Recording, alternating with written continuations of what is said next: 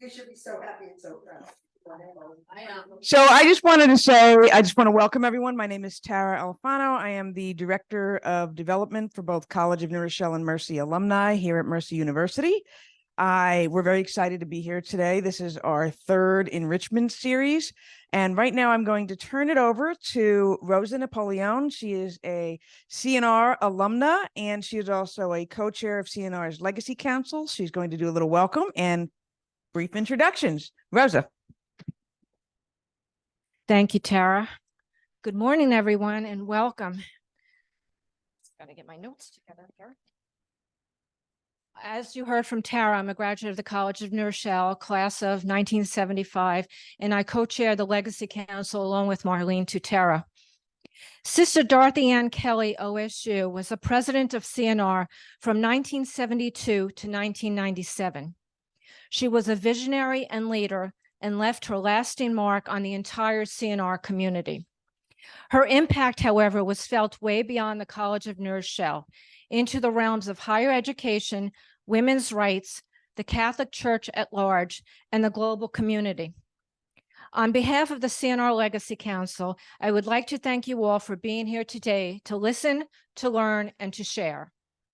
Through sponsorship of this lifelong enrichment series, the College of New Rochelle's Legacy Council is striving to keep the spirit of CNR alive by paying tribute to the legacy of Sister Dorothy Ann Kelly. I would like to introduce today's panelists. Patricia Keegan Abels has a Bachelor of Arts degree from the College of New Rochelle School of Arts and Science and earned a Master of Science degree from the Columbia Journalism School. In 1994, she became district director for Congressman Nita Lowey in Westchester and Rockland counties, serving in this capacity for over 26 years.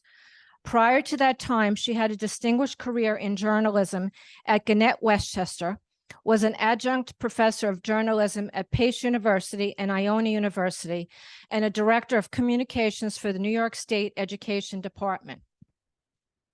Renee Blackwell has over 24 years of experience in social work settings that include mental health, HIV/AIDS, substance abuse, child welfare, and homeless services. She holds certificates in nonprofit leadership and management, as well as a clinical certificate from Ackerman Institute, specializing in individual and family therapy. Currently, Renee is a program director for the Williamsbridge Gardens Supportive Housing Program for chronically homeless individuals and families. Renee graduated with a Bachelor of Science in Social Work and Sociology from the College of New Rochelle's School of Arts and Science and completed her MSW at Fordham University. Pearl Hayes Sullivan obtained a bachelor's degree in psychology and a master's degree in public administration, both from the College of New Rochelle, as well as a master's degree in pastoral counseling from Iona University. Prior to attending CNR, she spent 14 years as a New York City police officer. Subsequently, Pearl spent 12 years at CNR's School of New Resources as coordinator of retention systems. Pearl was ordained by Miracle World Outreach Ministries and today works as a minister administrator at the Miracle Worship Center in the Bronx. Liliana Santizo graduated with a Bachelor of Arts from the College of New Rochelle School of New Resources and completed her MBA with a focus on strategic leadership from Amberton University. She considers herself business-driven, yet people-focused, with a love of nature and of good food. Aren't we all? Liliana accumulated over 10 years of management experience in the public and private sector and has successfully led social projects. It is serendipitous that October 21st, today, is the feast day of Saint Ursula, who greatly inspired Saint Angela Merici, the founder of the Ursuline Order. Since Dorothy Ann Kelly was influenced throughout her life by these two women, the CNR Legacy Council thought it fitting for someone from the Ursuline community to offer a reflection before we actually begin today's panel discussion. Please welcome Sister Susan Conti, who has graciously accepted our invitation to say a few words. Susan? My biggest claim to fame is that I was Rosa's RA. And Mora Hall. We won't say when. Oh, you already said when. Good morning, everybody. This good? Good morning. Okay, so what do a modern all-American girl, a day hop from the Bronx, and a 4th century princess of Brittany have in common? Maybe more than you think. Both were women of deep faith in God, and both believed that they had a mission to fulfill. Both had the courage to carry out their mission, doing what no woman before had ventured to do. Both stand out to this day as inspiration for generations to come. Both Ursula of Brittany and Sister Dorothy Ann Kelly, OSU, of the College of New Rochelle, are vibrant models for all of us, deserving our profound thanks. So this morning, on the Feast of St. Ursula, let us thank God for both of them and for the countless women who inspire us and give us courage. Let us pray that we may gain strength from them to carry out the vision entrusted to each of us. This we ask as we ask all things through Christ our Lord. Amen. Thank you so much, Susan. And now I'm going to turn this over to Liliana Santizo, who's going to act as moderator for this panel discussion.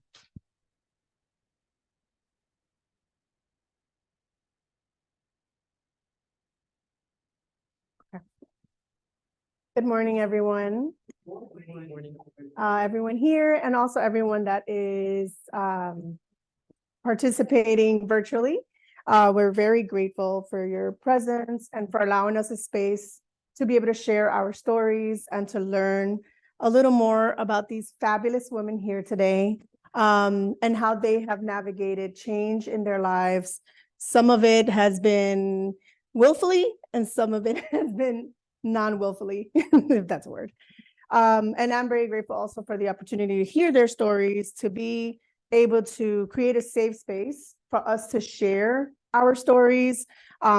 And sometimes it's a very intimate part of who we are. And I appreciate everyone here that's going to share an intimate part of their story with all of us today. I did want to start off adding a little more to their introduction, because I did ask them something fun about themselves. And so just to continue to lighten up these conversations, I wanted to start off with Renee. We heard all of the fabulous work that she's been doing, and how she's devoted her life to care for the community.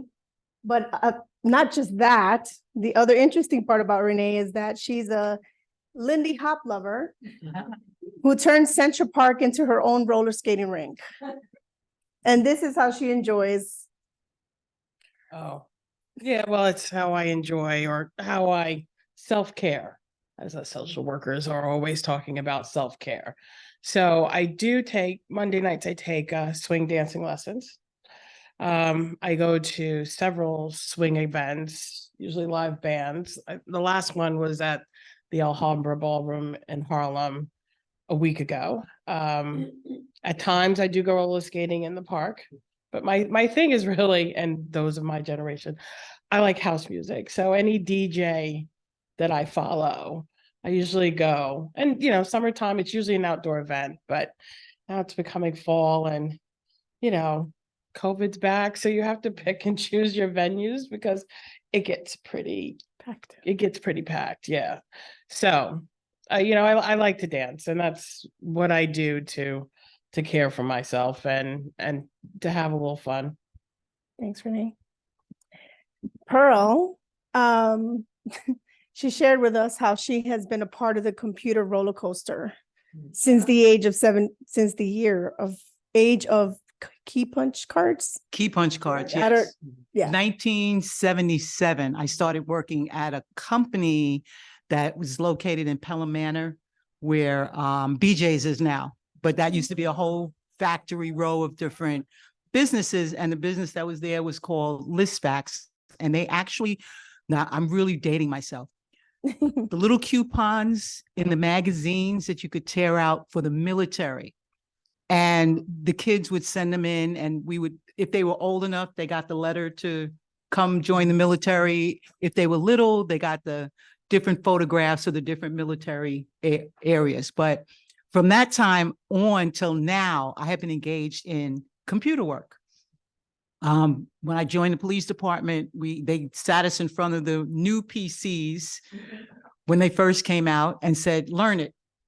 So I learned it and created statistical analysis to find the crime patterns throughout the city. I worked at the street crime unit. And from that, out of that got birth ComStat, which is computerized statistical analysis. That's what it's really developed for criminal statistics to find out where the patterns are. But unfortunately, as with any governmental bureaucracy, it turned into a way of chastising and belittling the supervisors for quote unquote failing to supervise, which is one of the all-encompassing, no, we're supervising. We don't have a pattern. I'm not going to kill anybody because they didn't write enough summonses this month. That's really, part of it. And now I'm part of the media production technology team for the ministry, making sure that the live streams go live at our church every Sunday. So still engaged in it, still working with Zoom and my clientele and everyone else. So it's all fun. Crash course of new It's all been a technologies. crash course in computer science. Absolutely. Yes. Thanks, Pearl. And Pat, so Pat kicked her 24/7 job with a congresswoman to the curb. She's like, I'm done 2 years ago. But somehow she stated that she still struggles to find time for all her daily newspapers and books that she vowed to conquer. Yes.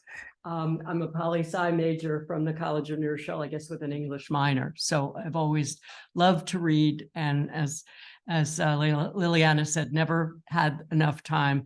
I would subscribe to 2 or 3 daily newspapers, hard copy, term from journalism, and they would pile up on my living room floor. And, yes, I felt guilty not opening them before I put them in the recycling bin. So, okay. But yes, I retired, still raring to go, but the Congresswoman Nita Lowey, retired luckily at the beginning of 2021. So I retired then and had, my night table now is piled with everything from biographies to fiction to whatever. And now I get the New York Times and the local journal news on live or digital, but still do not, cannot keep up. We're all in a rat race, no matter what we do. Retired, as some of you know who may be, watching on the webinar, there's really not such a thing. And then I was just speaking to a couple of people before. Unfortunately, my email account was hacked earlier this week. Right. So again, it's all that for someone who's, would still love to be able to read the hard copy. It's hard. But anyway, we'll talk about retirement later on. But yes, my goal, I hope, is to somehow get down on the pile of books because I enjoy it so much and I really admire authors. Thank you. All right. Well, thank you, ladies, for sharing a little bit more of our speakers today. And we're going to dive right in and talk about change and navigating how each one has navigated their path through change. And the change, like we said earlier, is going to be part of like their own journeys. So they will share their journeys, career journeys, educational journeys with us. And the one thing I the 2 things that stand out for me, I read a quote a few weeks ago where it says, change is not an event, change is a process. Mm-hmm. So the more we accept change as a process, I think we get a little more comfortable, because especially today, change is, I would say, in my opinion, as in this generation, it's coming so fast. Change with technology, with access to information. You don't know what to do sometimes with all of this information that we're getting bombarded with, right? So being able to adapt to change is a skill. There's actually degrees on change management because many companies and individuals are trying to navigate change during these days. So we want to explore and have conversation on how each of you navigate a change in your own life. And I want to start off with the question on sharing a little bit about your educational path, could be from childhood, it could be from wherever you want to start, but just sharing your story as a woman. What has been your educational path? And we could start off with Renee. Well, you know, I was born and raised in New Rochelle. So I went to all the local schools in New Rochelle. Didn't really think about an educational path when I got to high school. I started to think more about it when I turned 18, because I was one of very few in my high school class who could vote. So I grew up in the Mario Cuomo age, and my family is quite, they're up to date on current events. And so I took my right to vote very seriously. So, but, I didn't really know what I was going to do. I went to, Westchester Community, and people were like, oh, what are you taking up? And I'm like, space, because I don't know. What am I doing? So I left to work. I got a job at New Rochelle Hospital in their recovery room as their tech, and thought, oh, I'll do nursing. And thought, well, there was an opportunity to go to the college in New Rochelle because they had a partnership with the college, and I could get a scholarship and go, and thought that was going to happen. And looked, and then I really didn't think I was like the main School of Arts and Sciences student. I applied to the School of New Resources, and they looked at me and they were like, no, you don't belong in the School of New Resources. You belong in Arts and Sciences. So from there, I thought about nursing, and then I thought about the math classes and thought, no. So I fell into sociology and religion, and had great professors, and Dr. Ann Ryan sat me down like, I think you'd make a really good social worker. And I was like, okay. I was just about to, I had 1 year left, not even, and looked into it and stayed an extra year and got my credits for social work. And till this day, she's my friend, she's my mentor. If she didn't really sit me down and had me think about it, I'm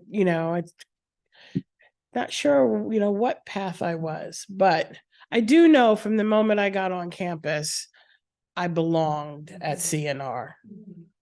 It was just like this feeling like, oh no, I'm supposed to be here. Where all my friends went to UMass, they went to Duke, they went to UN, they all went away.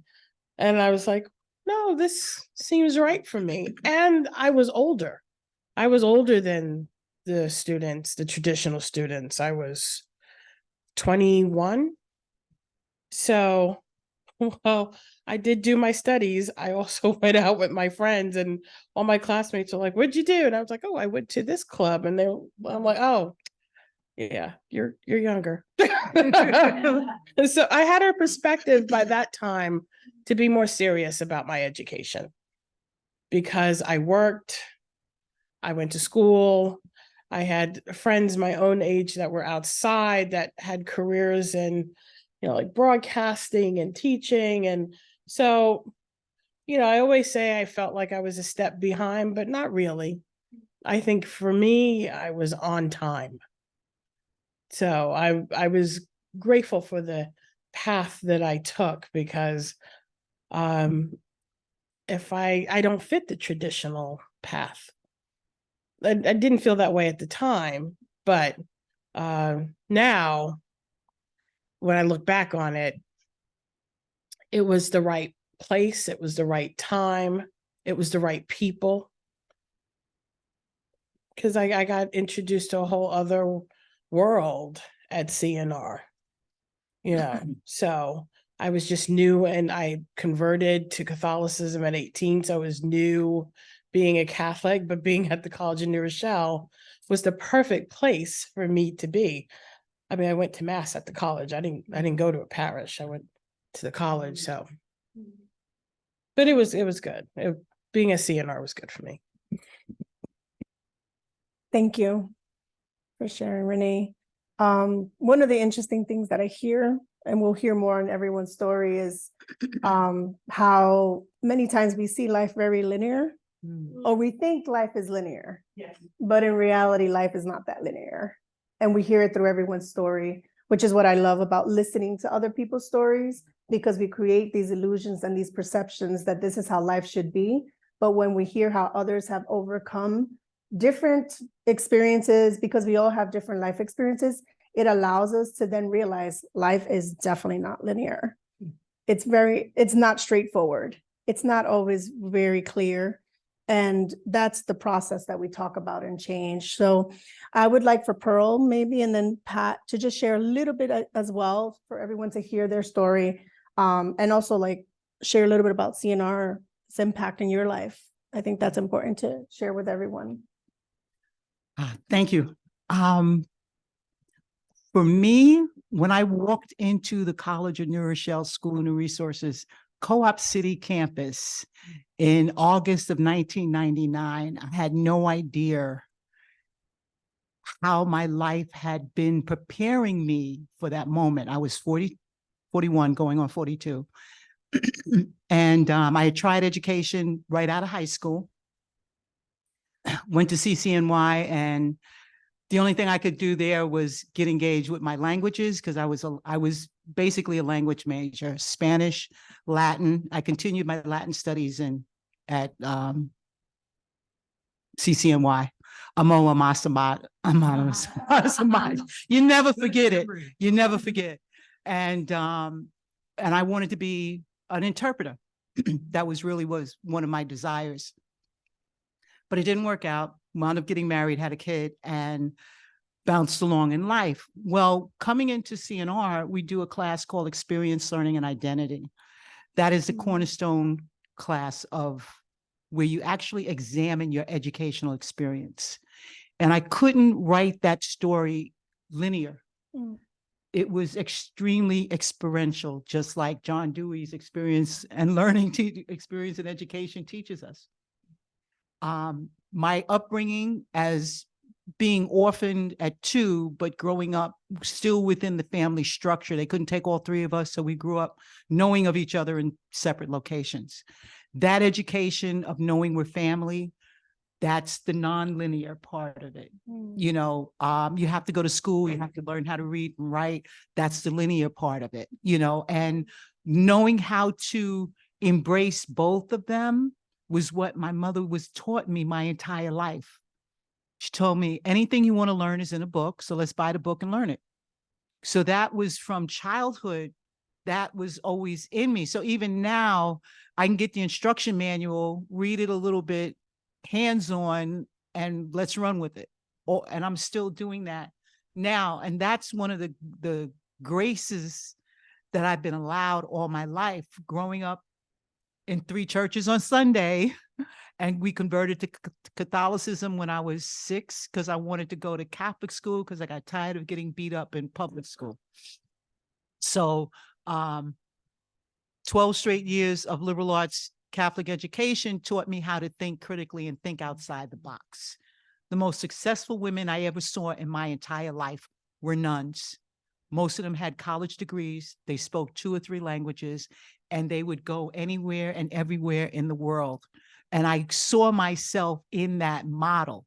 Never thought I'd be a minister today to carry on faith traditions. So it's just an amazing, and I'm grateful that the School of New Resources opened me up to the rest of education to complete the rest of my life. Thank you. I guess I certainly have the most traditional educational path. I grew up in North Jersey, the daughter and only child of, my dad was an attorney who was in elective life there in the New Jersey State Legislature. My mom was a homemaker, went to Catholic grammar school, a Catholic all-girls high school, and always had, and they say you should choose a field that for which you have a passion. I guess my dual passions were always political science / history and communications. I was fortunate enough in this small girls Catholic high school to be the editor of the school paper. And no, I'm sorry, to be the student government president. Got to CNR. For me, that was my first time away from home, 30 miles away, but it was as if it was whatever. I was homesick. But what a feeling of this is where I belong. But in different, coming from different backgrounds, decided, okay, I want to major in political science, but became the editor of the school paper Tatler besides. And I had these memories of when I was growing up at the dinner table and the nights my dad was home. So the three of us and reporters would keep calling and interrupting our dinner. And I'd say, oh, those reporters. On the other hand, I really love journalism and I want to continue into it. I was very lucky. And of course, I'm inspired by Sister Susan Conti, my dear classmate and friends, sort of setting us on the right tone this morning. Susan and I were very fortunate that Sister Dorothy Ann Kelly became the president in 1972. Because I was the editor of the paper, was the student representative on the search committee. This was opening worlds for me. I remember, took the train down.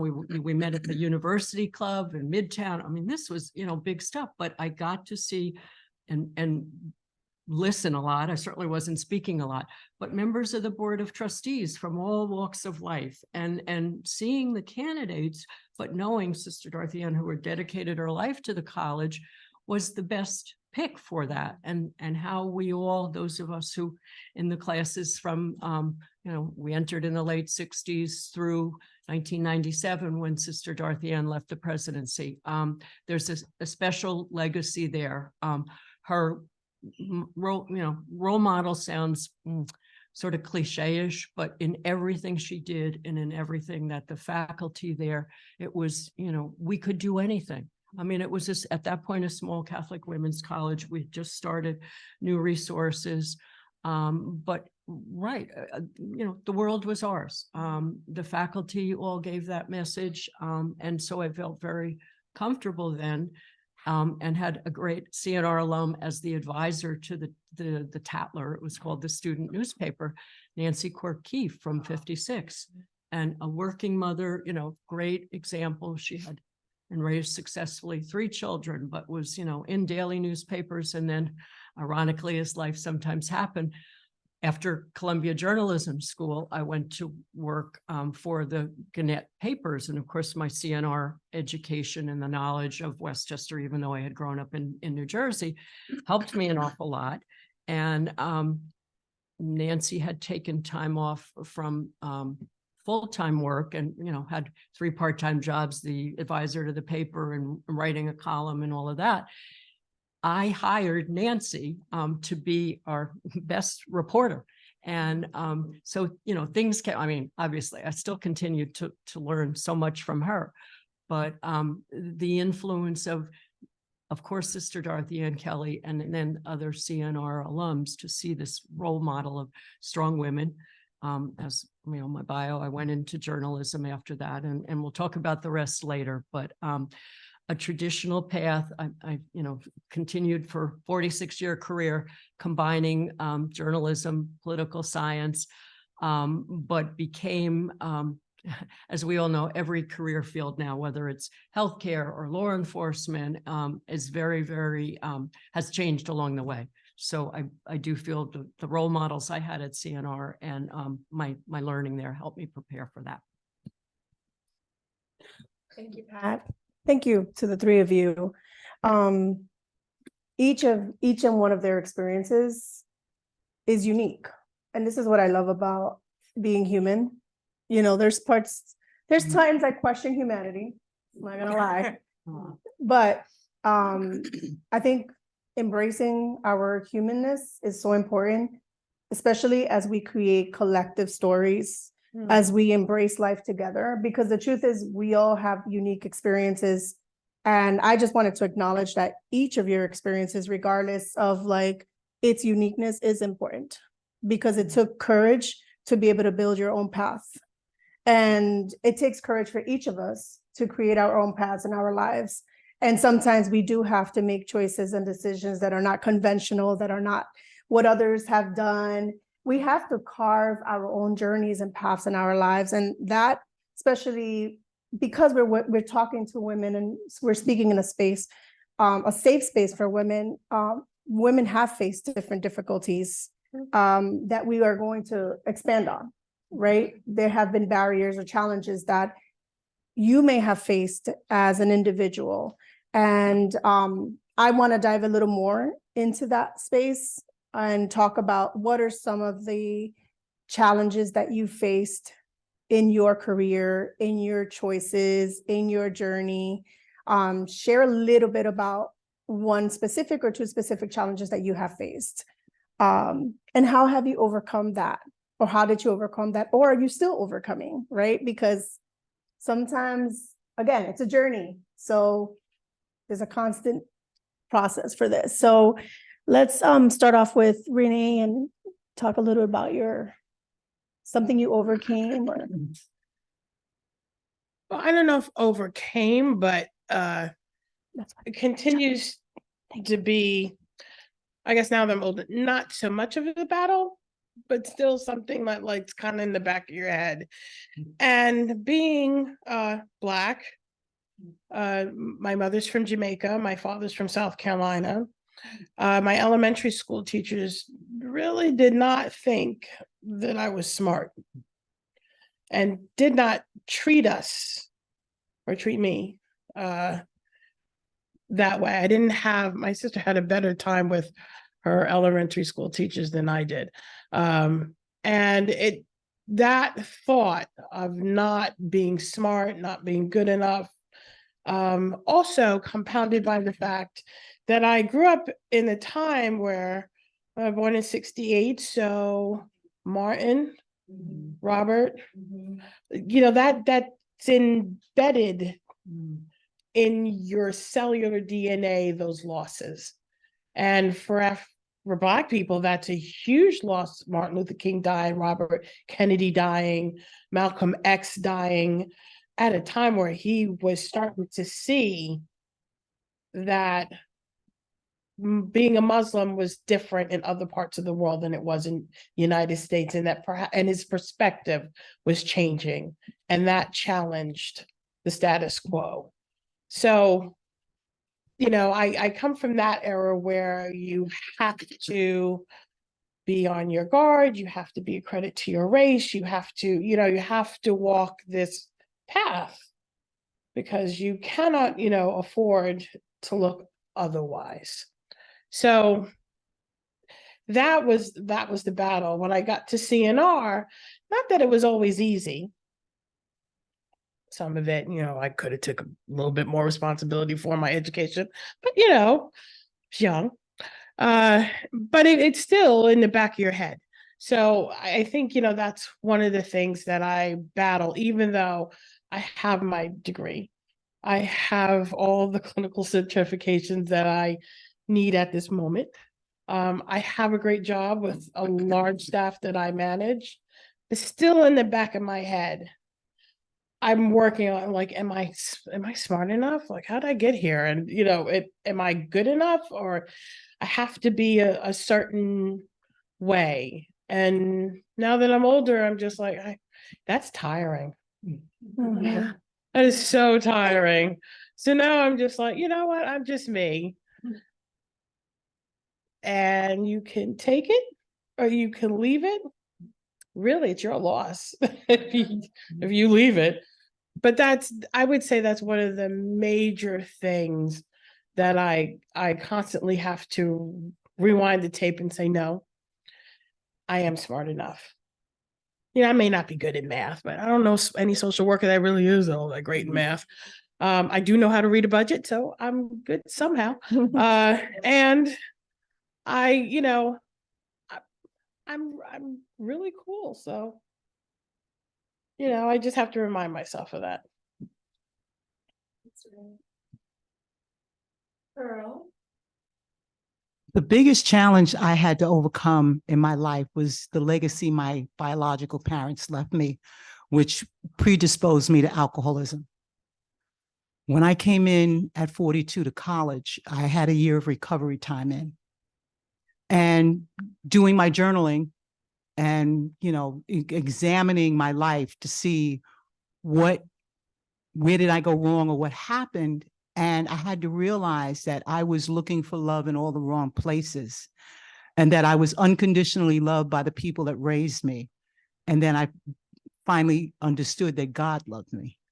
And that was all I would ever need for the rest of my life, is to hold on to God's love and his unchanging hand for the rest of my life.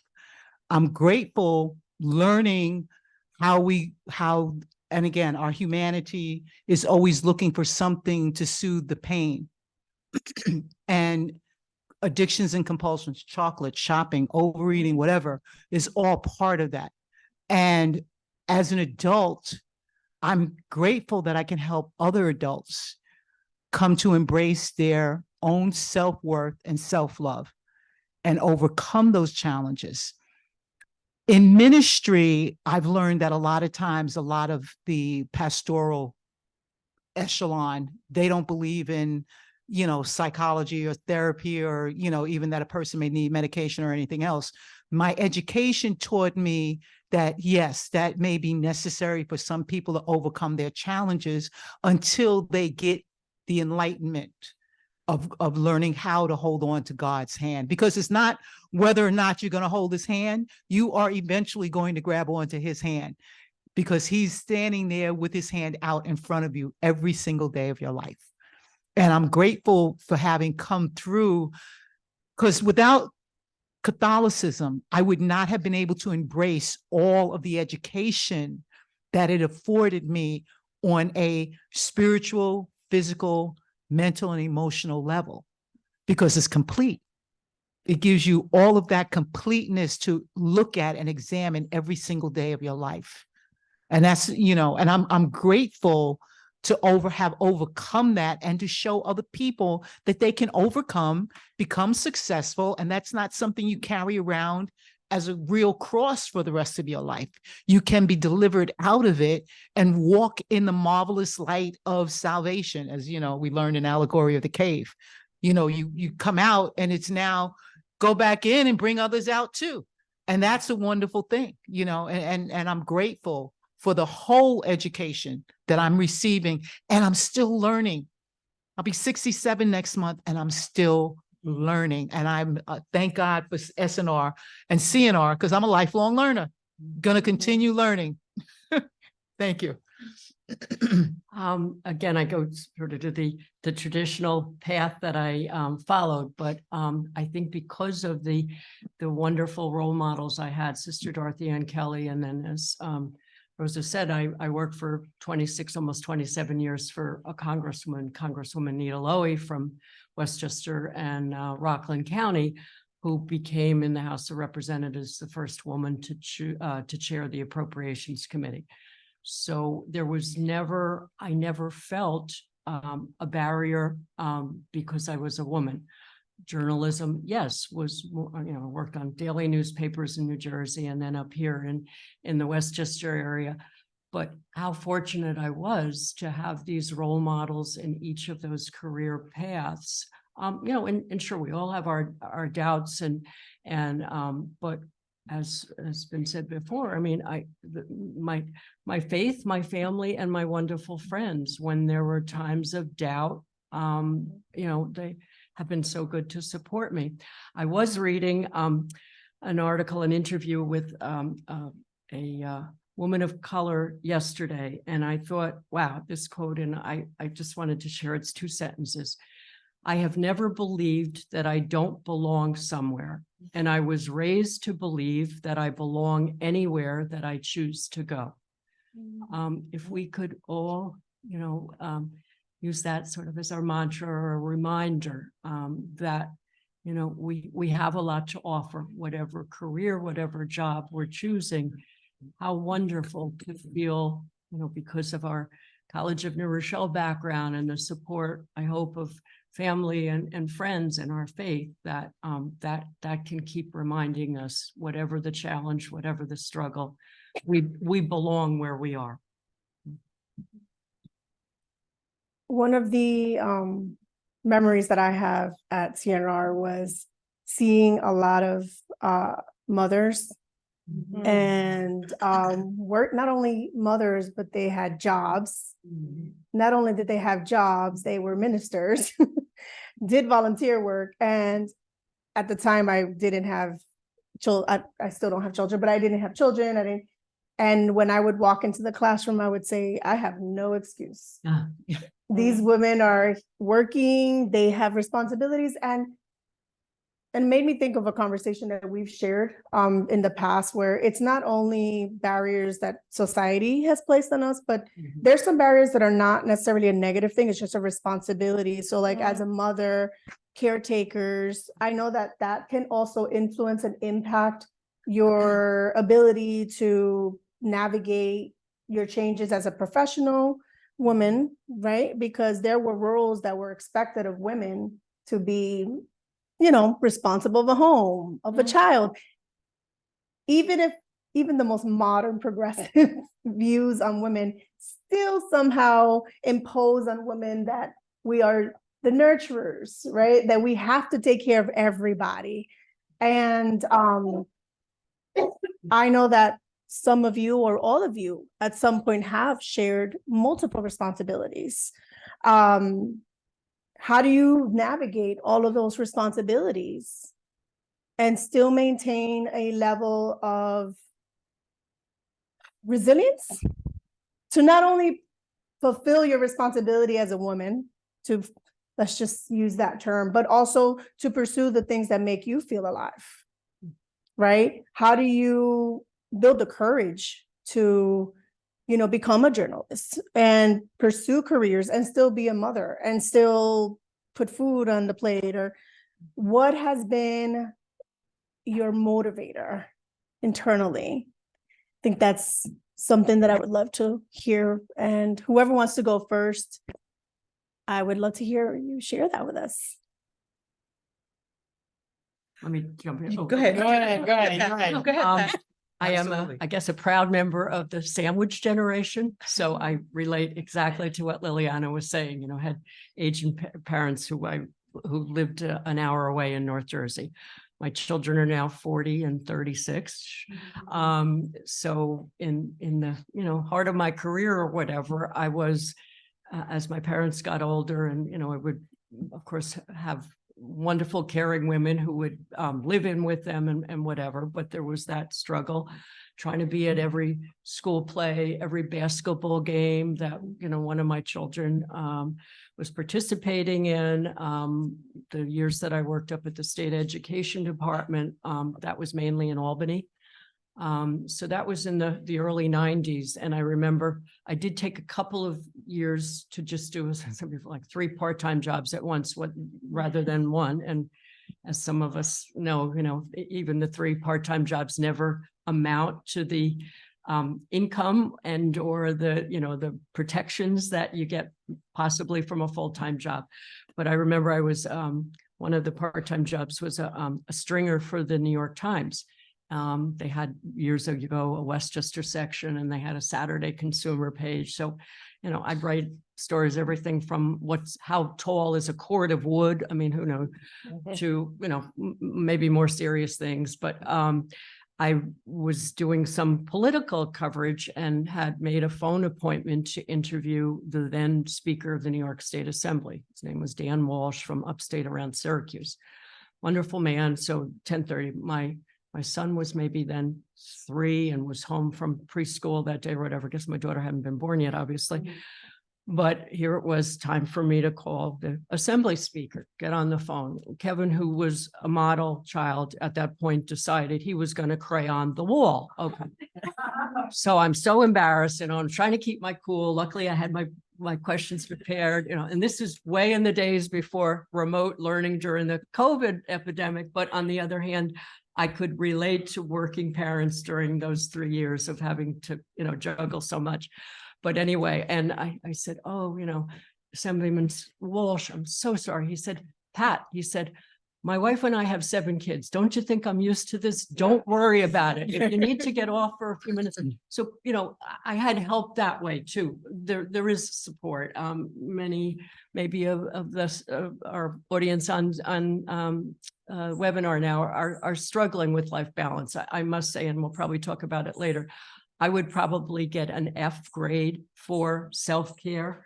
Again, I don't think that was like part of my generation.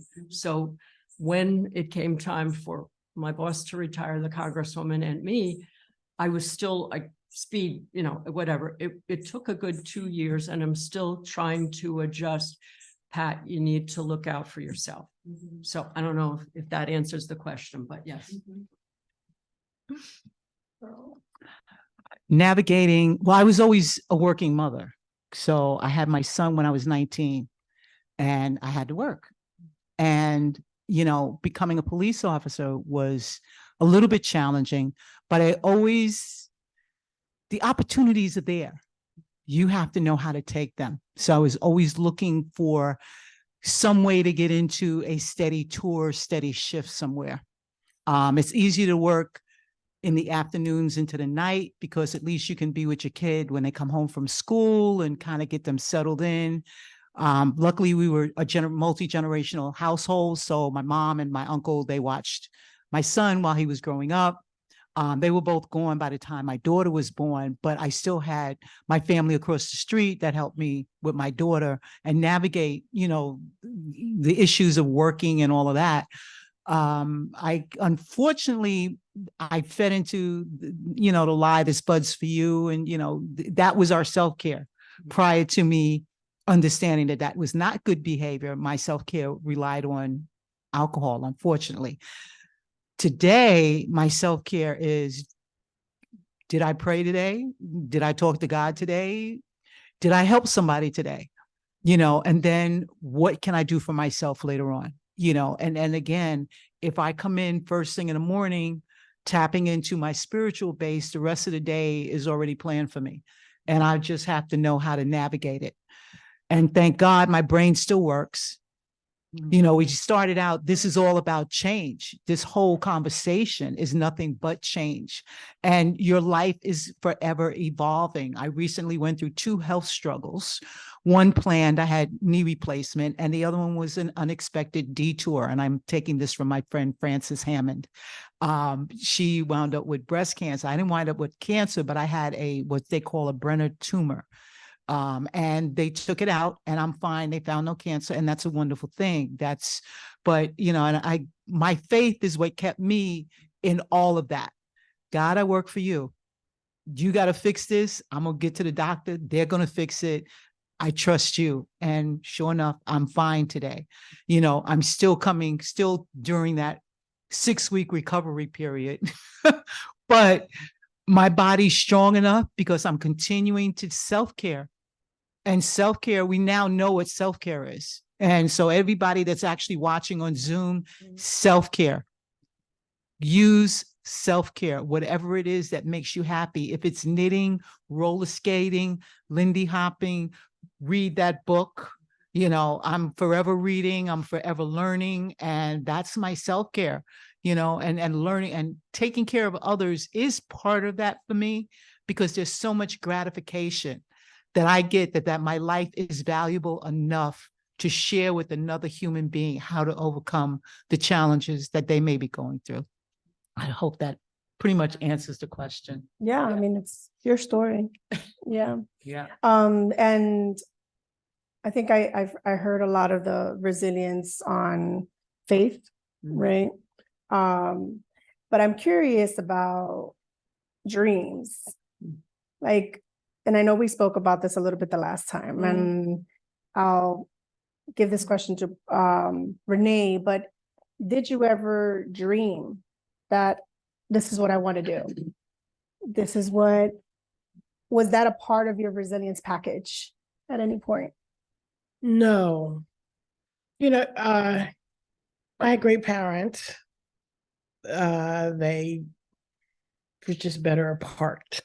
Mm, And so that threw my sister and I into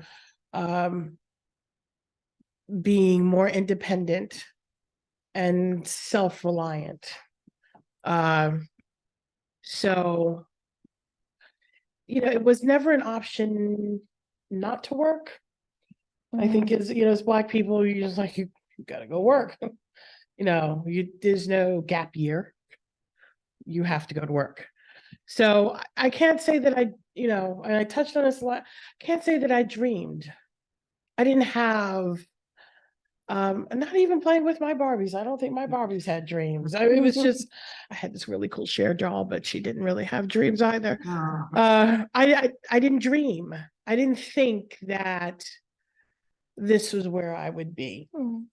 It just, I guess the more I was at CNR, the more I thought and saw, and I was there at the time when Sister Dorothy Ann was with Hillary Clinton in China, and we're like, oh, that's cool. I knew that I could do things, I just didn't know what. And that's because I really had to look within myself of what I needed to go and where I needed to be. So I knew I needed a college education. I knew I couldn't sit at home. I needed to work. I needed to find a job. I found a good job at a hospital. Doctors and nurses are the worst at self-care, except for drinking and eating. So I learned to drink very early hanging out with doctors and nurses. But I also knew that I'm not good with a hangover, so that was never my thing. So I learned I needed to do something, and having the right people come at the right time. It's kind of funny. You don't think that God places you in people and places and situations until you look back and you're like, ooh, that was God. He brought me to CNR. I had good teachers that took an interest in me and said, you may want to think about this, because they saw something in me that I could do it. When I got into social work and in the industry, then I started to think more. Then I started to dream. But I have always been, I guess from the time of junior high school on, always going. Always going. It was sports, it was choir, it was this club, it was that club. I thought I'd be a journalist. I took pictures for the high school newspaper. I was always going, even up until the pandemic. I was always going. And the pandemic actually put a huge pause, hit that huge pause button. And I started to see friends every month for the first 2 years die. And then you start to think, you do not know the day or the hour, so you better make the most of this. And unfortunately, my mother's not always well, so I'm now a caretaker. So now I go home and it's part 2. And it, again, God sending people like, you're going to have a stroke if you don't stop running and doing self-care. As young as you are, you need to take a pause. So I integrate doing these things, because if I don't stop running, I'm going to be 6 feet under. And then what happens to the people that I'm taking care of? Or, I have a nephew that I'm close to, and will I see him, graduate college and, marry and stuff like that? No. So now I dream. I love it. I dream. I think it's not a easy conversation for many people, right? Because it's not something we learned to talk about. We didn't really, and some of us, and maybe some of us did, right? because when you think of dreaming, you think of possibilities, you think of, you know, something that doesn't exist in front of you. And that's, I think for me, I can associate it with hope and faith, right? It's not seeing the things in front of you, but believing better for yourself. And I don't know why this is kind of like what's coming up right now for me in this conversation, but this idea of like surviving versus thriving, you know, where a lot of us, we may have just survived through a lot of these changes, but I'm really looking at the lens from like, how did we thrive through change, right? Not just survive through change, because, you know, it becomes automatic, an automatic behavior. So this is what's been done. This is what I have to do. But at one point, are you really asking yourself and reflecting and saying, is this good for me right now? Is this good for the legacy that I want to leave behind? And with change, we have to be able to pause because change is so fast paced. It's going to happen whether we like it or not. This is what I tell friends. I'm like, life is going to happen whether you want it to happen or not. So it's your choice to take power over your life and say, this is how I want to live my life. This is how I want to navigate change. And it's just interesting to me because I speak with a lot of women who haven't had that conversation about dreaming. But one of the things you learn with child psychology is that you ask a child early on to dream because it allows them to have hope. That's how you teach a child about hope, by the way. It's by asking them about dreams. You can ask a child by the age of 1 or 2 or 3, and they could start using their imagination. And we have sometimes kind of like closed off our creativity because we have to do life. We have to face change because we have to do this and that and this. And so we're not feeding into that creative space that allows us to dream and imagine and have hope and have faith. That's the nonlinear parts of our lives that we have to tap into as we're navigating the changes that we're seeing in the world. And I see a lot of that creativity in all of you, how you've navigated, because you haven't thought of within the box. You're thinking outside of the box, right? You have no choice sometimes. Sometimes you have no choice. Mhm. Even when you take the traditional route, It's true. sometimes you have to learn how to pivot. Mm-hmm. And pivoting is not easy. I mean, I physically learned how to pivot playing basketball. And I think of that as I plant one foot down and I move around to find the next person to pass the ball to. So now that I'm moving, I like that. you know, what is the next path for my life? What is the next path? What is the next path for tomorrow or the next hour? Mhm. And what I like about that is that you have to pass the ball sometimes. See, a Yeah. lot of us, Yes. we want to control everything. And in change, you can't control everything. There's so many things that are outside of our power. So if you want to really be in the game, you have to learn how to pass the ball sometimes. And This year, this job is the first time I've had an assistant program director. Every other job, I've been the director, I've been the supervisor, I've done it all myself. And I was just going through the day and she said, you know, you can give me something to do. And I was just like, no, I know how, because I'm so used to doing it myself. I've never had a budget where I could hire an assistant program director. I've had to do it myself. And now I'm like the delegating queen. I'm like, I don't do that. She can do that. She can do that. Please, you know, staff, there you go. I'm going to think about this, you know, memo of understanding we're going to partner with this other agency. I can think bigger now. Yeah. Because I don't have to do this. I'm Yeah. just like, there you go. Which it speaks into the idea of work-life balance. Right. That's the work-life balance. And it's interesting to me that you said, and I love that because it's true, when you're used to doing everything, you don't know how to ask for help. No. You don't know how, like, you don't even know, like, what is it that you're supposed to hand off? Because maybe that's my role to do everything. Even of God. He's like, I'm here That's to a take whole other this. question. You want to hand it off? And you know, it's not until you're like on your knees going, I can't do this. Can Yeah. you take this from me? He's And like, he's been like, he's like, I've been here all the time. Right. been waiting. Could've for done you this to 6 months ago. Yep. You know, Yeah. even your friends are like, isn't that a bit much? I'm like, I can do it. I can handle it. Yeah. You know, it's also cultural. Yeah. Being, you know, Black and Hispanic, or, you know, being a person of color, you have to do it all.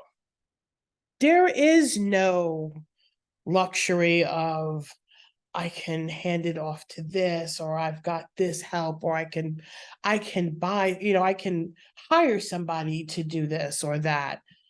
We are the help. Yeah, we are the help for our own, and for, you know, our Yes. jobs, Mhm. you know, it's so that's the Yeah. other societal cultural thing, Yeah. that's the expectation. Oh, you're the strong Black woman. No, I'm the dumb one because I took all this on Mm. at the expense of my own mental and physical health. Mhm. And how do we define strength? Yeah. Oh, there's questions? There's questions? Who's got a question? Oh, One question. Oh, I'm listening to Renee, and as soon as I woke up this morning, I've been thinking in parallels. I know there's some kind of diagnosis for that, or not. I'm thinking about people like Ursula of Britain of the 4th century, Angela Merici of the 16th century, Dorothy and Kelly of the 20th century, who had, there's actually a beautiful series of The Dream of Ursula.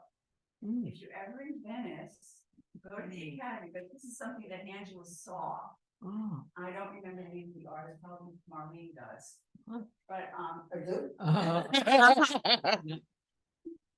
she, in her day, was 60 years old. Yeah. Before she saw her dream, her vision come true. She had this dream as a teenager.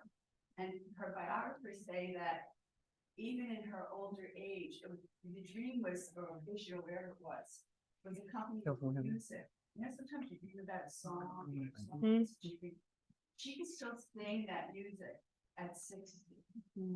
So she then did something like Dorothy and like Ursula that women didn't do, and started something different. Same with Ursula. Women didn't go on pilgrimages with other women alone, unaccompanied by men in 4th century. Dorothy Ann. I mean, just think about her leadership. She got a lot of flack starting schooling resources. And some people among her own group, her own friendship with her own homegirls, gave her a hard time. But she pushed on. And I remember when she went to Beijing, I was having a picture with my family, and I said, look at this. And you should be proud to be part of someone like her. So I think the whole thing about dreams, of not having dreams, or having dreams take a long time to come true. You know, even at our tender ages, whatever we are, there's still life ahead of us. And I think for me, it's really important to do that. So thank you. thank you for sharing that. We do have a question that I wanted to Yeah, ask, and I did want to add to that. Like, sometimes we don't know that we were dreaming because no one bothered to ask us. right. And that's why I'm asking the question, so that you can remind yourselves to ask yourself that question. And it doesn't matter the age. Like you said, like when you're not asked that question as a child, you're not going to answer. You don't answer the questions you're not asking. Just take that. Hey, we got 2 questions. And we do have Three. questions. So I want to Great, ask. all right. We have 1 in the room, and then One in the Okay, room. thank Right. you. Yes, women. We have an advantage over men. Part of my being in Australia, I never considered myself a second-class citizen.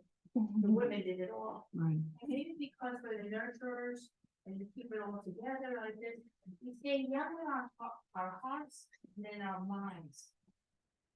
And as I get older, and I'm sure men of my age or whatever, they don't seem to stay as young in their minds as women do. Oops.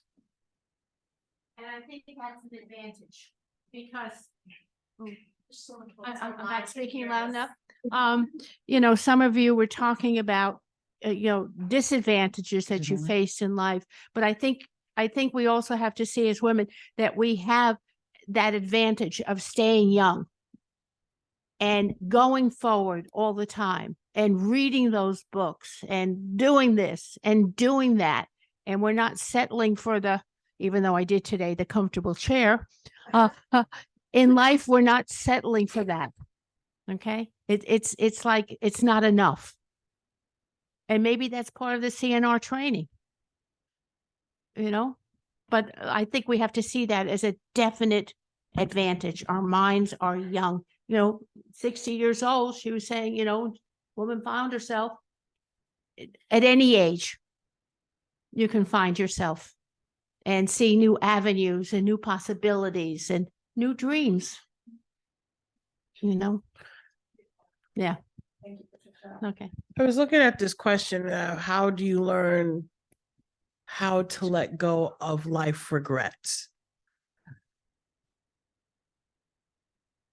You know, the shoulda, coulda, wouldas. If you stay in the space of should have, could have, if I would have, you miss the present, you miss today, you miss the moment. Do I have regrets? I do. I have regrets. I regret that I argued with my dad before he passed away. Took me years to get over that. I regret that I didn't pursue singing the way I would wanted to, but I'm doing it now. Right. So, you know, if you stay in the space of regret, you miss the moment. And maybe it's just having a conversation with, you know, your pastor, your faith, maybe just sitting quietly and just giving it over. Give it over to the universe, give it over to God, give it over, hand it over. Sometimes, you know, in meditation, I will sit and I will visualize what it is I need to turn over. So it'll be in a little box and I'll put it on the altar. And I'm like, you can take that. I don't need it. Sometimes, you know, I'm putting on the altar many times, but at least I'm trying. Thank you. I'm let anyone else that wants to reply to the second question, but I wanted to say I have on my desk a quote that says, you never regret decisions you're still learning from. And I recently had a Very good. conversation with a friend and I told her, in life, we will make decisions that we may not be so happy with, right? Could have done better. I think I'm of the attitude that we should always strive to do better. So you know, that's kind of like a natural state of being for me. But I shared with her, and now I'm remembering the CNR, SNR, Wisdom for Life. Wisdom for life. Because what I told my friends is wisdom comes from learning. That's right. From our decisions. Or That's lack of. wisdom. Mhm. Yes. Or lack of decision. or lack of decisions, but that's wisdom, is being able. So you will find yourself maybe thinking it as a form of regret, but I think if we can learn from every experience in life, then in reality, what we're doing is we're just becoming wiser. We're just becoming wiser. So how do you learn how to let go of life regrets? You may not have to let go of them. You may have to ask yourself, what did I learn from this decision? Or what am I learning? Or what am I learning still? So I just wanted to add to that. But the next question is, and we were grateful for folks that are interacting, and we're going to try to read as many questions as they're coming in. Any advice on how we can stay positive during difficult changes at work? I'm gonna give that one to Pearl. I learned how to do that here at CNR because I was there during the crazy time of the college in jeopardy of closing and eventually closing. Staying positive, again, tapping into your own faith traditions, that will keep you positive. It's only work. Okay. Men identify very significantly with work. So if this is I don't know if this is a male or female and asking this question, but men very much so identify with their work as a part of who they are. Women, on the other hand, because we wear so many hats, okay, I'll go do something else, and always we talk about the plan A, but there's 25 other letters in the alphabet. Get another plan. Okay, so if you see yourself as one-dimensional, you'll be stuck. But when you start, and I'm gonna recommend this book. Go look for What Color Is Your Parachute. That's a great book. And the other book is Do What You Love, The Money Will Come. So those are two great books that we use in our career development courses. And I guess this is answering the third question that's up there with somebody that's been out of work for X amount of years. Go back to your basics. I don't know if you were SAS or SNR. I don't know where you got it, but those two books are excellent books for you to take a look at. As a matter of fact, What Color Is Your Parachute was written by a Lutheran minister, and he left the ministry because he saw ministry as being so one-dimensional. A lot of times traditional methods of teaching religion keeps you in a box, whereas God took us out of the box, and we're too multi-dimensional. Find out what your skill sets are. Use your skill sets to become the next better version of yourself, because that's what we should always be doing. There are no regrets in my life. So if I look back and I see something that I didn't do or didn't accomplish, I'm now learning Spanish. Yo practico mi español en la iglesia. Sí, muchas gracias. See, so, and again, that's always, I studied Spanish all my life, but never had anybody to talk to. So now I'm actually practicing it in church, and it's better. They love my pronunciation, but then we went to Ecuador. So we spent a week in Ecuador, and I can understand it much better than I can speak it. Don't look at it as regrets. Okay, I didn't get a chance to do this. Let me fit this into the next thing that I want to learn. And that's it. And just keep it moving. Life continues, go on. Sick. Oh, yeah. Do what you love, the money will come. Could you read? Just 'cause needed to know what was the name of the other book. Yeah, Do What You Love, the Money Will Come, and What Color Is Your Parachute. It's also now online as jobhunters.com or .org, but it's all part of the What Colors Is Your Parachute, and it's online stuff that you can do. So you don't even have to go anywhere, and you can, and Coursera.org, I think it's Coursera.org or .com. Yeah. What? Which one? Courseera, Coursera. Coursera. Coursera, Coursera. Right, that's it. Yeah.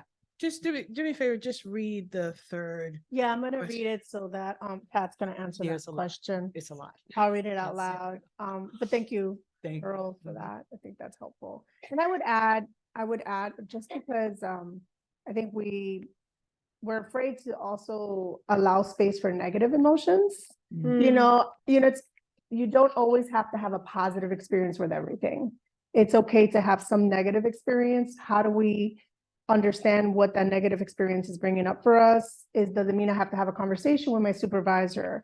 Does it mean that something needs to change? You know, I think I just wanted to add that because, you know, I am of the generation that talks a lot about positivity, but we're also now having conversations on the toxic positivity, you know, where like life always has to be brilliant. No, like there's going to be pain, there's going to be hardship, we're gonna have, but also how do we communicate how we're feeling in a way that a person could understand, and also that allows us to express ourselves.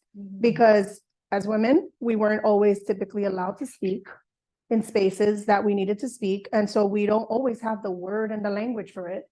But one thing my friend who's a therapist says a lot is it takes practice. So Yes. just practice it. Yeah. And practice makes better, not perfect, because I don't believe in perfection, but I believe in improvement. So practice makes better. So I just wanted to add that. So the third question I'll read, and Pat will be answering that one. It says, I am a 1987 CNR grad needing to go back to work after 9 years of raising our kids who are adopted. I have been out of workforce 9 years because of the intense special needs of my oldest son. I relate to Renee with the self-doubts, math, etc., that are exasperated by the fact that I have been out of work for so long. Do your panelists have any recommendations for finding and approaching mentors at this point? Being disconnected from the workplace because of being disconnected from the workplace for so long. Great question. And I think we've all gone through that at times, any of us who were parents or any of us who, for other reasons took time out of the workforce. From what you read, you'll always hear, well, home management or caring for children. You've learned a lot. If your older child has special needs, you've learned a lot about that healthcare system. But I guess my first instinct was, well, come to CNR/Mercy. We are here. I don't know if you live close by or whatever, but one of the activities that we are trying to expand on is that mentorship, that networking. And I know maybe the term networking has been overused. But if I don't know what you majored in then, or maybe you want to change gears and do something else, but it's never too late in maybe the strangest places if to find a relationship, and it's just it's work to get something that you really want to do, but and possibly you don't have the time to volunteer, but anything, even a free class at your local library, as much for what you'll learn there as from just being with a group of people. A story in tomorrow's Sunday Times Magazine, we were talking before, Rosa, about what are we losing by not going to work every day, leaving our homes and commuting? And it's called serendipity. It could be a conversation you have on the subway or in the restroom, talking to a colleague when you get to work. So you who are been at home, I think, are, the absence of that serendipity also. So it'll take work, but I would suggest that, you look for these options. I don't know, even maybe, index cards on the supermarket bulletin or your church bulletin, or and as I say, that takes time and effort, but one thing I'm pretty sure will lead to another. But as I say, I'm looking right at Tara here. Don't be afraid to reach out. CNR/Mercy is trying to develop mentorship opportunities and outreach opportunities. Yes. As a practical suggestion, I would say look into taking local civil service exams in your county. That's often a pathway to a second career. Yeah. And if I can intrude on this or add, I would say watching my niece, who's been a stay-at-home mom now for 7 years, to look at what the marketable skills are that you are developing while you are, quote unquote, at home. You're probably never at home, but in terms of management, in terms of organization, in terms of child rearing, child development, psychology, working with a special needs child, managing a budget, all those things are, I think those are all marketable skills that can be transferred if you pick the ones that you like the best and what you'd really like to do in the future. Yeah, my former boss, the Congresswoman, started out as a PTA president in local PS 178 in Queens, and went on and on and on. But yes, if you're active in any of your child's activities or whatever, I second that. Okay, I have a question, and maybe somebody on the staff or here might be able to answer that.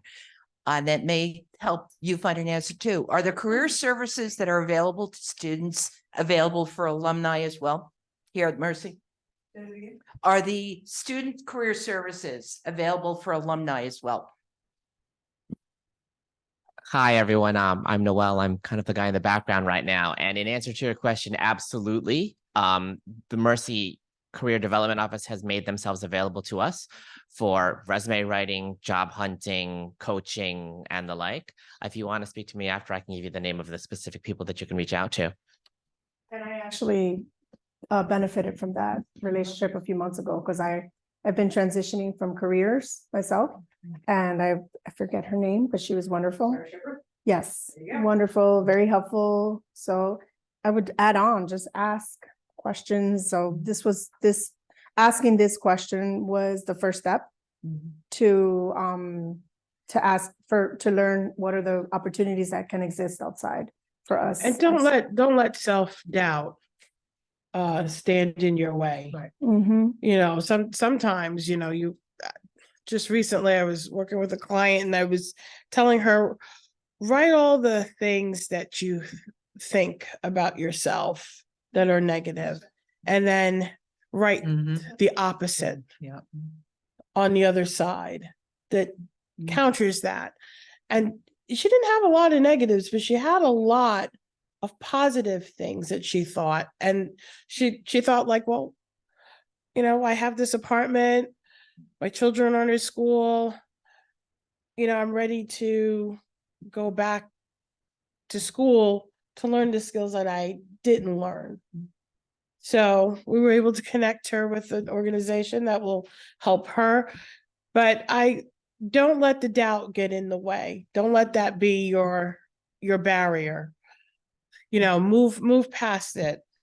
And I think you're correct. You know, we come in this time where we're all about positivity and I'm just going to think that it's going to work out and it is going to work out. Sometimes you have to sit in the discomfort, because that's where you learn your biggest lessons. When you sit in the discomfort and be like, okay, I acknowledge you, I accept it, I love you, I thank you. Now we can move on. Just wanted to accent some of the comments that were made about transferal of skills, whether people are transitioning from being a homemaker and a mother, or they're transitioning out of a job and trying to find a new career or a new job. I think it behooves people to really look at their skill sets and what they have to offer and then sell those skill sets. So I just wanted to mention that. Thanks. To add to that, like the market is shifting. And a lot of what employers are looking for is skill-based. So the market is shifting to a more skill-based, and I would say skill-based and relationship building. So, you know, some folks call it networking, some folks call it connections, but relationship building is very critical in being able to land and also knowing what you want to go for. So doing research on like the type of organizations or companies or work that you want to do is important. I'm the girl that says, shoot for the stars, you know, like I have it on your vision board and you'll land something close enough, if not better, to what you want. So I would add that. And I know that, Pat, did you still have something to say? So Tara could bring the mic. I think I can speak loud enough. I don't think can you hear me? They might not be. People on, yeah, people on Zoom. Right. It's connected. Thank you. And I agree with everybody is saying, you know, this person has to have a different mindset. You also have to have a sense of humor. When I'm a teacher, decades, but I was home for 8 years taking care of my 2 daughters. So whenever I had to fill out a form, an application, whatever it is, and they asked for occupation, I'm like, I used to put down domestic engineer. Yep. I gave myself credit because I wasn't out of work. I was working every day, every night. Okay. So that sense of humor comes in handy. Okay. And I agree with the statement about, you know, evaluating all the things you do in your household with your children and everything and see what terms you can put working terms that you can put to it, what titles you can give yourself. Okay, and there's your job opportunities. Thank you. I like it. I like how you tap into humor as part of your creative approach. Yeah, gotta have it. Go ahead, Sandra. So yeah, I just wanted to just make mention, going back to career services, that this session is being recorded today. So anyone who has an interest in either getting involved with Mercy University, with internship opportunities or networking with students, or if you are a Mercy graduate or a CNR graduate yourself and would like career services, please, once you receive the follow-up email from myself or Noelle Maliza, feel free to reach out to any one of us and we would be happy to point you in the right direction. So I just wanted to say that. And then going back to what Pat said about being a stay-at-home mom, Pearl said something once very interesting about being a mom, and you're not just a mother, you're can you elaborate on that? Because I think that there are a lot of people that can I was relate. in our last career development course, Designing the Future, and we went around and introduced ourselves. And the last student, she sat there because she, a little shy and demure. And, she listened to everything that everybody was saying. And she said, well, I'm just a stay-at-home mom. Well, the teacher in me came out and I told her, I said, the next time somebody asks you that question, you will never say, I'm just a stay-at-home mom. You are a financial manager because you manage your household budget. You are a nurse because you fix every boo-boo. You are a master chef because you got to figure out how to make hamburger stretch for 3 meals. Okay, so I gave her a whole list. You're a nurse. You're all of these different things in that domestic environment. Never, ever discount yourself. I will honestly say she does have her master's degree in social work from Yeshiva University, and I believe it was on full scholarship. So who gets a full scholarship at the master's level? But she was actually brilliant. She really was a brilliant student, just an amazing, amazing person. She's a graduate of CNR. Thank you. And I just wanted to read her comment, or her or his comment. Well, her. What? Yeah. Yeah. Well, thank you all for this event. Wonderful moderators and panelists. Perfect timing for me to be here in this. Thank you. You're quite welcome. Happy to help. So we're almost wrapping up the questions. I know we're having a ton of fun. So none of us want to leave, but got things to do, right? I wanted to circle back, and a lot of what we have planned to talk about is interesting, because it comes up naturally in our conversation. And I'll jump to the next question right after I have this conversation with the panelists. Can you talk to me a little bit more about how you have identified, how has your identity been shaped by the work that you have done? Has it shaped your identity? Let me go back. Has your work identified has your work defined your identity? And if so, how has it done that?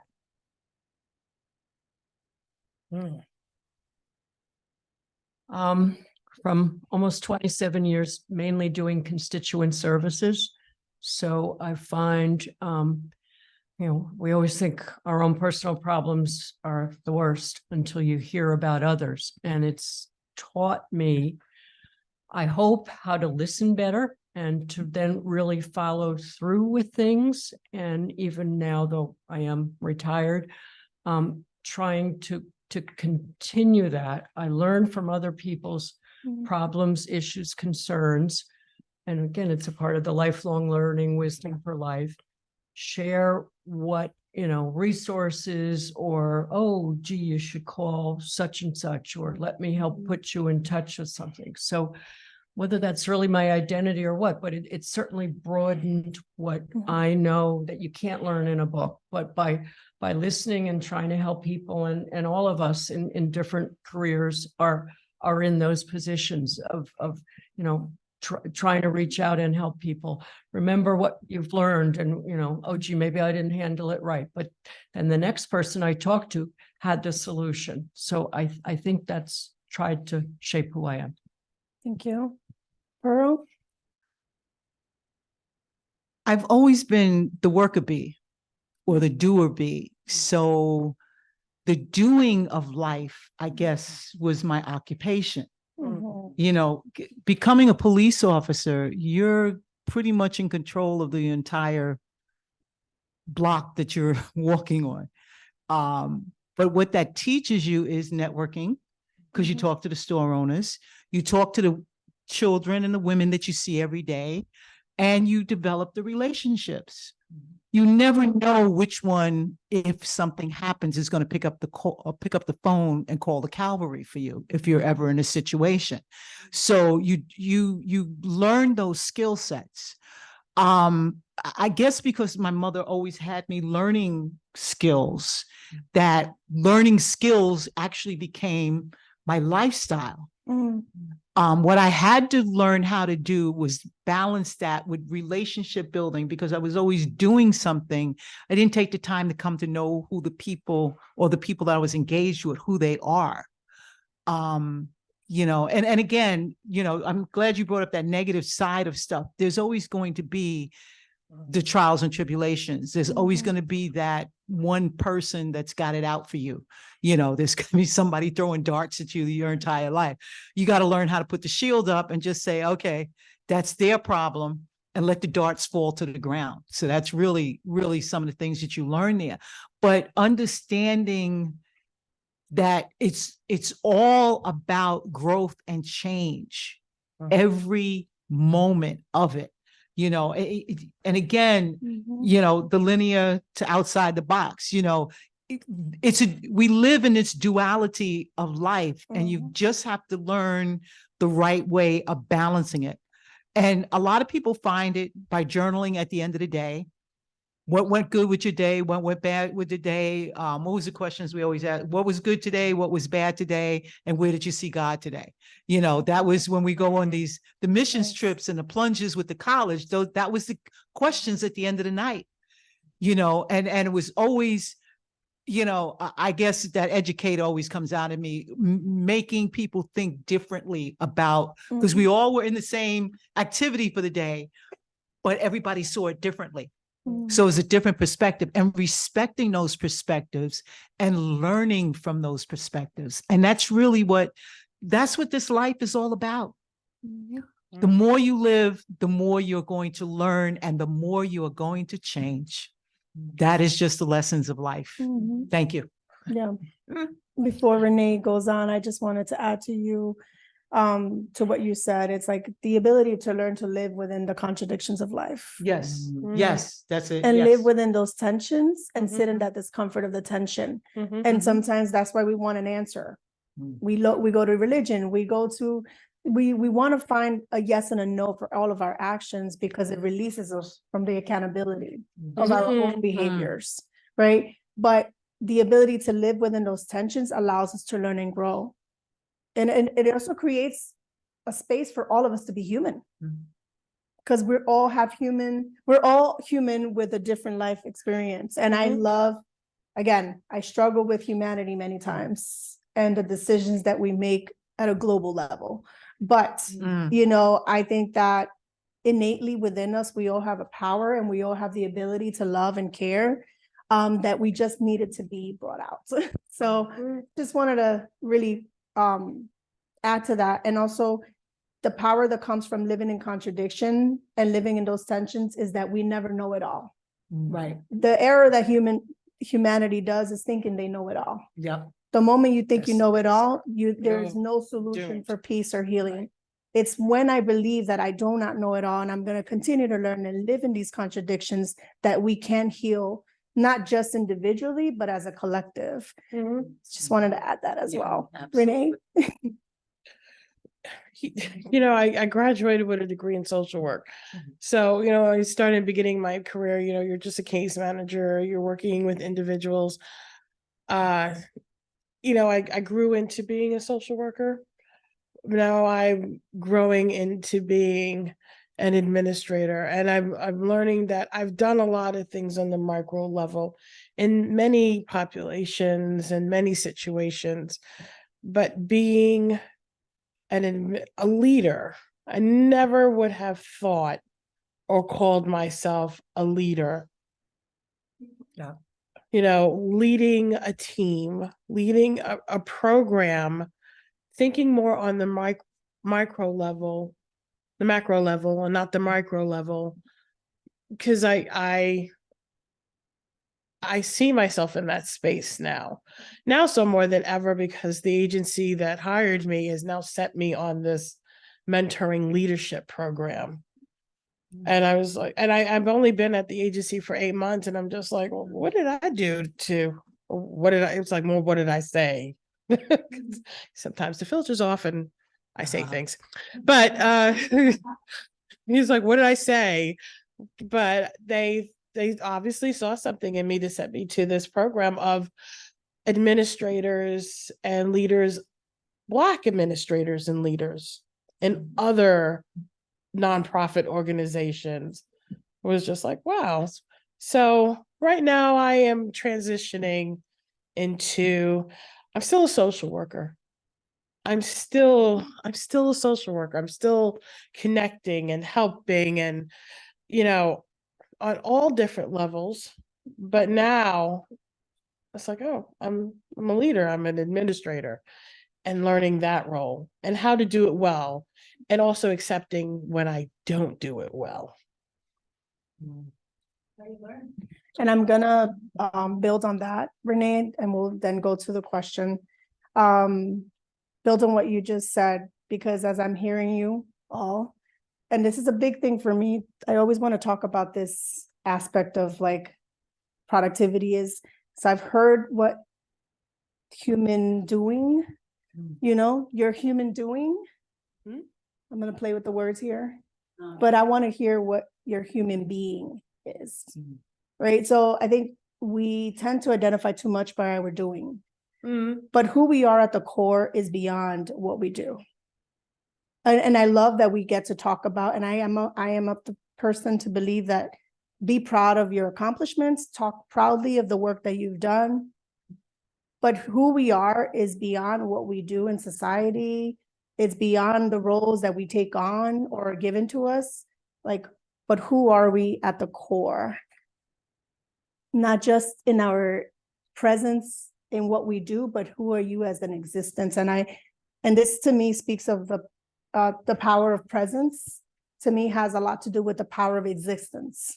So have you accepted your existence as a woman in society?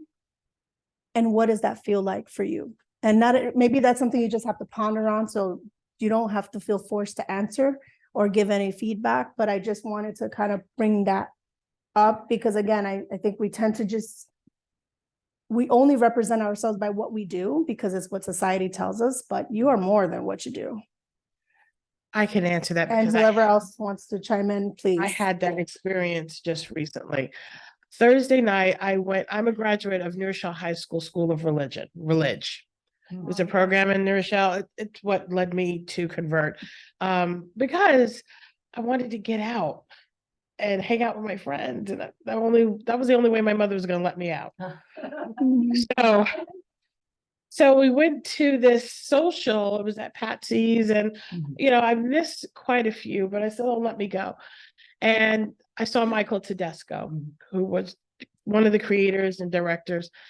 And he said, he was so excited to see me. He's like, I'm so glad you are who you are still. And I was just like, whoa, you know, I'm like thinking back to 16. I don't know who am I? And she was like, you're a kind and generous person. I was like, oh, it still makes me tear up. He was like, you're kind, you're generous, and you're thoughtful. And I was like, oh, thank you. I'm sorry, it makes me, because I wasn't expecting that. It is who I am. I am kind, I am generous. I am, thoughtful. I just say I'm Renee. And that is enough. Well, that's beautiful. Anyone else? I think that the question is so critical because sometimes we don't know who we are. If we really break it down of who we really are, it's difficult to accept who we are, right? It's difficult for her to say that she's kind and thoughtful. And it's really embracing that's the challenge for us. And that's what we need to overcome. And I think that's something that's a work in progress consistently. I just want to add that I think it's very important to know who you are, because in all the doing, I at least have found that in who I am has given me the moral compass in the doing. So I just want to offer that. Absolutely, Rosa. That's, if we go back to what we learned in kindergarten, that's another book that I read. Everything you need to know about success you learned in kindergarten. Be kind, play in the sandbox well with others, don't throw sand, and say please and thank you. And that's pretty much, the essence of who the average or the human really is. I think the problem that we have is we force our being to become what society says we're supposed to be. If you're this, then you have to be this. If you're, the persona of police officer, I see everything that happens in a room, but I did that as a mom. But I see the criminal in the room first before I see the good in the room, because I know the criminal behavior before I see anything else. So that skill set hasn't gone anywhere. It's still in me, and I use it when it comes out. When it comes out, I know there's a criminal in the room. That's the good thing. That's the good thing about it. But in that is not who I am, because I'm also a minister. I'm a minister of love and peace and joy and hope. And those are the things that I want now my legacy to be, and that's the part that you have to actually protect, because the world is always looking to attack it, that we always feel we have to be defensive of it. But I'm going to say this, and especially to our viewing audience, you don't have to defend yourself anymore. It's okay to be you, and it's okay to just be and accept and love yourself for who you are. If I can, that's the easiest way. Be kind, be thoughtful, be compassionate towards other people. You know why? Because the other person needs it just as much as you do. What are the benefits of having friends that are more seasoned than you are? Is that you learn you can be who you are, but you also don't have to take no mess either. Right. I'm gonna, I'm kind, I'm thoughtful. But I'm also, you see crazy coming, you know when to cross the street. So you learn that from people who are well seasoned. And that's the wisdom, again, just to kind of circle back, that's the wisdom of life. Like I wanted to bring it back to, yes, we get an education. We have been able to achieve all these beautiful achievements in our lives, but ultimately the wisdom of life is not on a book. It's how we live our lives, right? I think that that's the most important. I think I've learned at SNR specifically, and we only have 15 more minutes before we end. So I wanted to make space for this next comment and question, and open it up for everyone to share their wisdom on life. Learning to dream and this is from one of the viewers. Learning to dream and having to pivot seem to be exclusive of each other as the distance grew farther from college graduation. Professional adults are not often asked what are their dreams. Questions like, where do you see yourself in X number of years, are typical in job interviews. And what is your job presupposes that you remember on or know that you can still dream at any age? What exercise or books would you recommend to tap into dreaming? Beautiful question.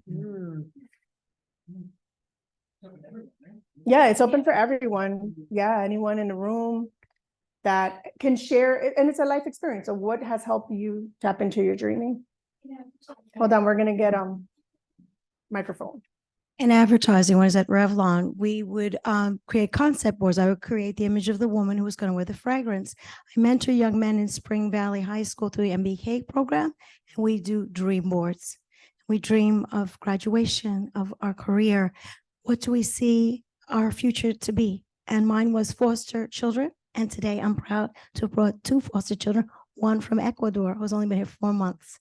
And it was a vision. And I have my dream board. It's been on my wall for 5 years. That's an excellent suggestion to anybody, and it's cheap and easy to do. What is still on the inside of you that you have not accomplished yet? When you were 5 years old, a kindergarten teacher said, "What do you want to be when you grow up?" And I always ask my students that question in every classroom, because where you see yourself now is not necessarily where you're going to be at in 20 years from now.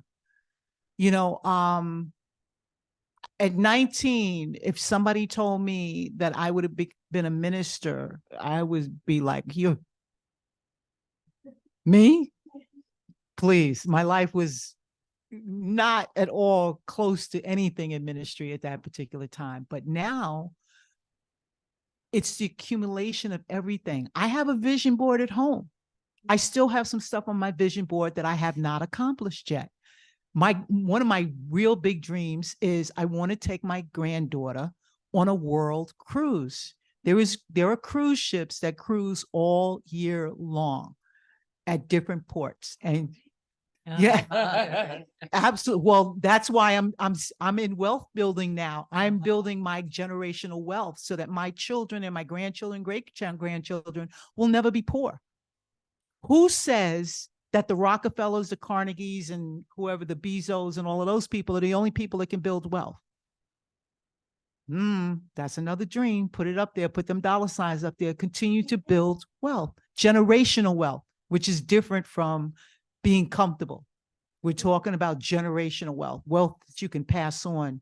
And I'm learning that now. That's what I'm working on. And that's what I'm learning, how to do that generationally, so that my nieces and nephews, they'll never be broke, they'll never be poor, and neither will their grandchildren. That's my final legacy that I'm building right now. Continue to dream. I think, vision boards are very, very important. When I was looking for another job, Can I just ask, can you explain what a vision board is, just in case someone doesn't know? Well, what I do is you go to Target, get one of those $9 cork boards, and then get magazines and cut out what you vision or what you would like to achieve in the future. For me, at the time, at the end of COVID, I was working at a job that was, okay, it paid the bills, but it wasn't what I wanted. So I sat and I printed out stuff from the internet. What do I want? What do I want to be? And I was just like, you know what? I want to go back to running a program.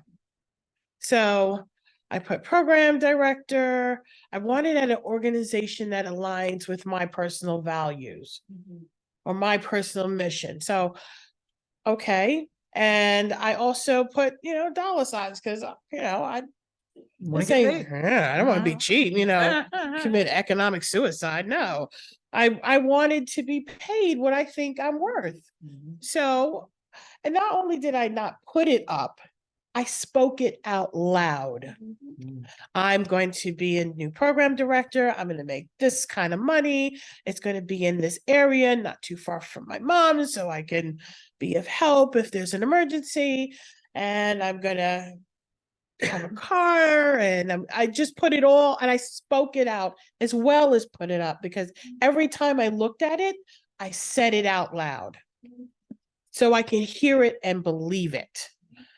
And then next thing you know, I'm talking to a friend. She's like, I was talking to so-and-so, and she works at this agency. She asked to pass your resume along, and I did. And I interviewed at this agency like 4 times and didn't get it. And I thought, well, God, I guess it's not to be.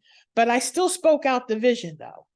And so they circled back, and then they interviewed me. And I was just like, By the time they said, we want you to meet the CEO, I was like, oh, maybe I should take this seriously. Before it was just, I'm just happy-go-lucky. But what I put on my vision board is what I received.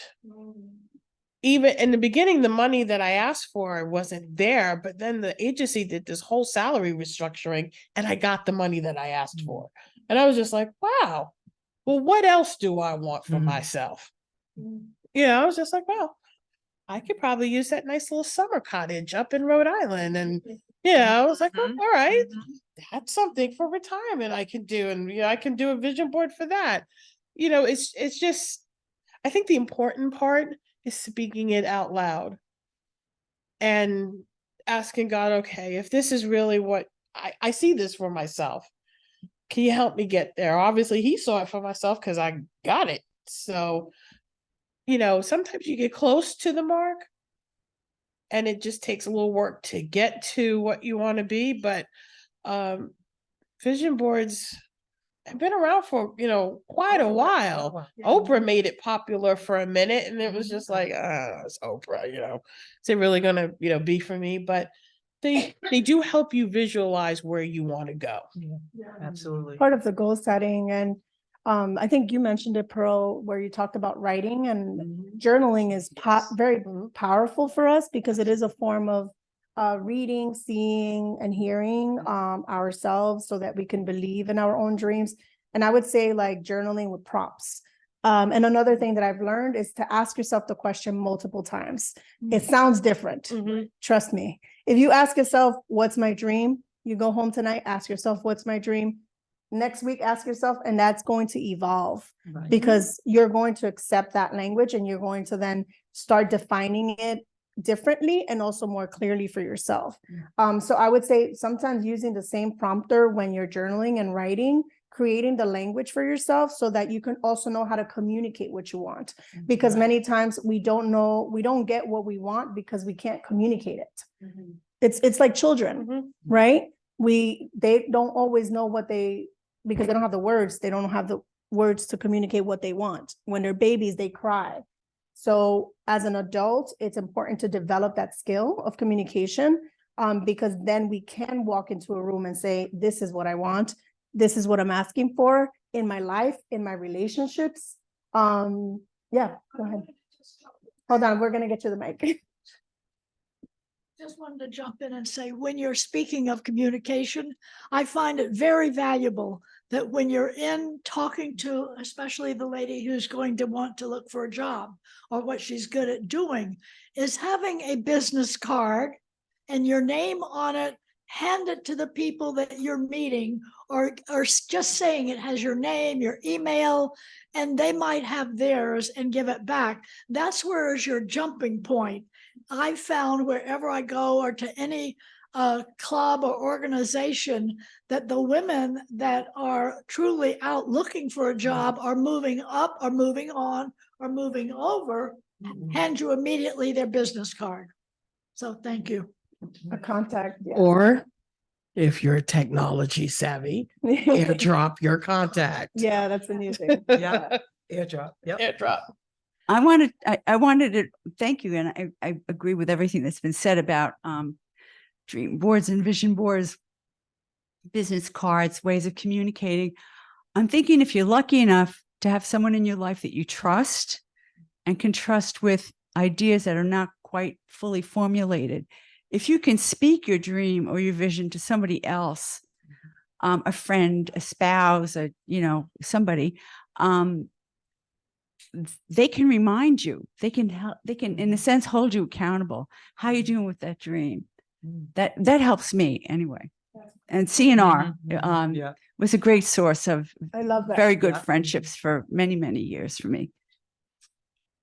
Yeah, just to share what my own practice is as your dreams are really getting in touch with yourself, and to build on your point about the journaling. I journal first thing in the morning, right? I try to, like 5 days out of 7. If anybody's familiar with an author by the name of Julia Cameron, who developed a program called The Artist Way, she recommends 3 pages, morning pages, first thing in the morning, handwritten, not typed on your iPad or, whatever you want to do. And just kind of all your thoughts that come out. I found that I've used that probably for about 20 years at this point. It just helps me process everything that I'm going through. It kind of clears the plate so that, hey, I could step into my work. I'm retired now, but I could step into my work with a clearer head about, the family issues or whatever that were going on at the point. And it's something I have to get back to as I start this new journey of retirement. What's next for me? So my 2 cents. No, that's Thanks. wonderful. And we have no more time. The only thing I wanted to add, first of all, I wanted to thank the panelists for sharing their stories, for being open, honest, transparent in your journeys. I don't take for granted each of your stories. Everyone's life is so valuable. Your experiences are so important. Don't be afraid to share them with the world, because everyone somewhere is in need of an encouragement. And to see themselves in you is important. So thank you for sharing and for being a part of this conversation. And to everyone that was present via Zoom or here in person, everyone that makes this happen, thank you for creating a space for us to have these conversations, because this is a step towards us being able to navigate the changes in our life, as being able to talk about it in a safe space. I think you Yes. talked about that, right? Right now, what we did is share our dreams to each other, and we should hold each other accountable for that, so that we don't give up on our own dreams. And lastly, I did want to say, in everything that you do, I think at the end of the day, why I like to talk about dreams is because I think of what makes me feel alive. And no matter your age, if you're living, you want to feel alive. And so I ask myself every day, is this decision a decision that's going to make me feel alive or make me feel dead inside? And I just offer that to everybody here, regardless of where we are in life, what we've been through, our past, our present, our future. At the end of the day, we have to ask ourselves, are the decisions that I'm taking or I'm making bringing life to not just myself, but the people around me as well? So thank you, everyone. Thank you.